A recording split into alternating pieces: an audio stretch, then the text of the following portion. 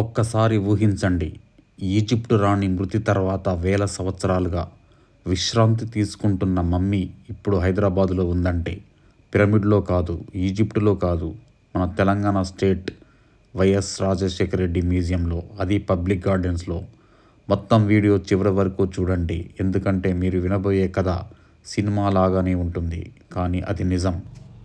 ఇక మనం వివరాల్లోకి వెళితే, ఇది హైదరాబాద్లో ఉందంటే మనం అసలు నమ్మలేము. ఇది హైదరాబాద్లో నాంపల్లిలో ఉన్నటువంటి పబ్లిక్ గార్డెన్స్లో వైఎస్ రాజశేఖర రెడ్డి మ్యూజియం అని ఉంటుంది, అది దాంట్లో ఉంటుంది.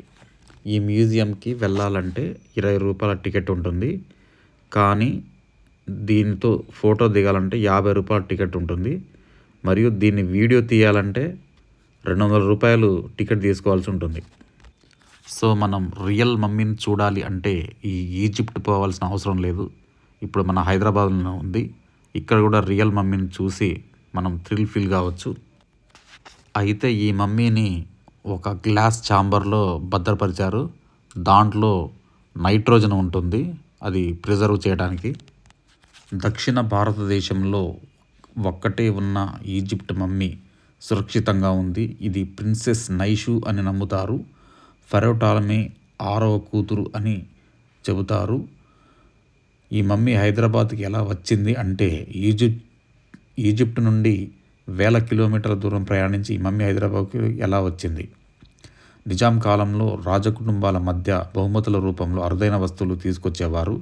ఇలాంటి సందర్భంలో ఒక నిజాం అల్లుడు ఈ మమ్మీని సంపాదించి తర్వాత ఇది మ్యూజియంకు బహుమతిగా ఇచ్చినట్లు చెబుతారు. ఈ మమ్మీని చూసే ప్రతివారు ఒక్క క్షణం ఆగిపోతారు, ఎందుకంటే మీరు చూస్తుంది మృతదేహం కాదు, ఒక రాణి చరిత్ర. ఈ మమ్మీ ద్వారా మనకు ఏం తెలుస్తాయంటే, ప్రాచీన ఈజిప్ట్ శవ సంస్కార పద్ధతులు, ఎంబాల్మింగ్ టెక్నిక్లు, రాజకుటుంబ ఆభరణాల నమూనాలు, గుడ్డలతో మమ్మీ కట్టే విధానం, మరణానంతర జీవితం మీద ఈజిప్షియన్ నమ్మకాలు. పరిశోధకులు చెబుతున్నది ఏమిటంటే, ఆమె తక్కువ వయసులోనే మరణించింది, అందుకే ఈ కథ మరింత హృదయాన్ని తాకుతుంది. అయితే ఈ మమ్మీని కాపాడటం అనేది చాలా కష్టంతో కూడుకున్న పని. దీన్ని ఏమేమి నాశనం చేస్తాయంటే, తేమ, వెలుతురు, ఫంగస్, కాలుష్యం మొదలైనవి నాశనం చేస్తాయి. అందుకే మ్యూజియంలో ప్రత్యేక గ్లాస్ ఛాంబర్, కంట్రోల్ టెంపరేచర్, తక్కువ లైటింగ్, నిపుణుల పరిశీలన ఇవన్నీ ఏర్పాటు చేశారు. మమ్మీలంటే ఒకే ప్రశ్న, శాపం నిజంగానా? ప్రపంచంలో చాలామంది పురావస్తు శాస్త్రవేత్తలకు మమ్మీలను తెరచిన తర్వాత విచిత్ర సంఘటనలు జరిగాయని కథలు ఉన్నాయి. హైదరాబాద్ మమ్మీ దగ్గర కూడా చాలామంది ఇలా అనుభవించారు అని చెబుతారు. అకస్మాత్తుగా చలి పుడుతుందని, ఎవరైనా చూస్తున్నట్టుగా అనిపిస్తుందని, ఒక భారమైన నిశ్శబ్దం చుట్టూ ఉంటుందని. ఇవి నిజమేనా, మన ఊహల? మీ అభిప్రాయం కామెంట్స్లో చెప్పండి.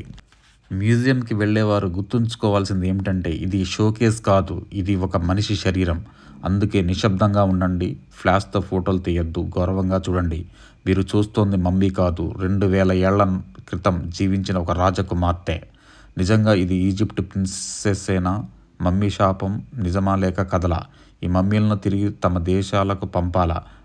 మీ అభిప్రాయాన్ని కామెంట్స్లో చెప్పండి. వీడియో నచ్చితే ఒక లైక్, షేర్, సబ్స్క్రైబ్ చేయండి. Thank you. ఇంకా ఇలాంటివి మిస్టరీ హిస్టరీ వీడియోలు మనం ట్రావెల్ చేస్తూ ఉంటే తగిలితే మీకు ఇలా వీడియో రూపంలో పంపిస్తాను. Thank you very much.